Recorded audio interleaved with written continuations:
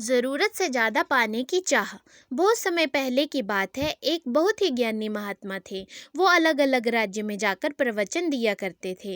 एक बार वो महात्मा एक राज्य से प्रवचन देकर दूसरे राज्य की तरफ जा रहे थे, तो उन्हें रास्ते में सोने के सिक्कों से भरी एक थैली मिली। महात्मा तो वैरागी थे, उनके मन में मोह माया और धन की कोई लालसा नहीं थी।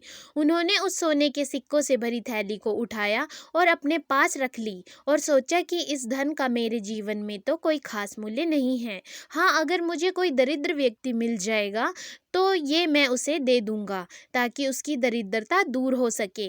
बहुत दिनों तक तलाशने के बाद भी उस महात्मा को कोई ऐसा दरिद्र व्यक्ति नहीं मिला जो उन सोने के सिक्कों के लायक हो। वो महात्मा सोचने लगे कि भगवान ने हर किसी को इतना तो दिया ही है कि वो अपना गुजारा कर सके और मेहनत से कमा कर खा सके। इसलिए उन्होंने निर्णय लिया कि वो उस सोने के सिक्कों से भरी थैली को एक नदी में फेंक देंगे। ऐसा सोचकर वो नदी की तरफ चले गए। वो जैसे ही नदी के किनारे पर पहुंचे तो उन्होंने देखा कि एक राजा अपनी बड़ी सी सेना के साथ नदी की तरफ ही आ रहा है। वो वहीं रुके और उस राजा के निकलने का इंतजार करने लगे। राजा ने उस महात्मा को देखा तो अपनी सेना को रुकने का आदेश दिया और उनसे बोला, गुरुजी, मैं अपनी सेना लेकर दूसरे राज्य में आक्रमण करने जा रहा हूँ। आप मुझे आशीर्वाद दें कि मैं विजय होकर आऊँ, ताकि मेरा राज्य और बड़ा हो सके और हमें दूसरे राज्य से बहुत सारा धन मिल सके। राजा की बात सुनकर वो महात्मा ने काफ़ी देर तक सोचा और उन्होंने वो सोने के सिक्के से भरी थैली राजा के हाथ में रख दी। राजा ने महात्मा की तरफ हैरानी से देखा और बोला, गुरुजी, मैं आपसे आशीर्वाद मांग रहा हूँ और आप मुझे सोने के सिक्कों से भरी थैली दे रहे हैं।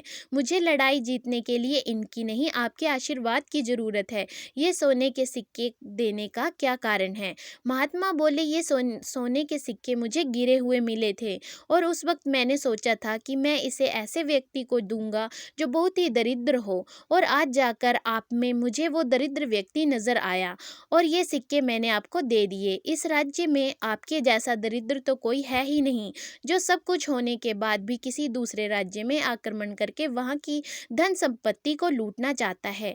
यही कारण है कि मैंने आपको ये सोने के सिक्कों से भरी थैली दे दी।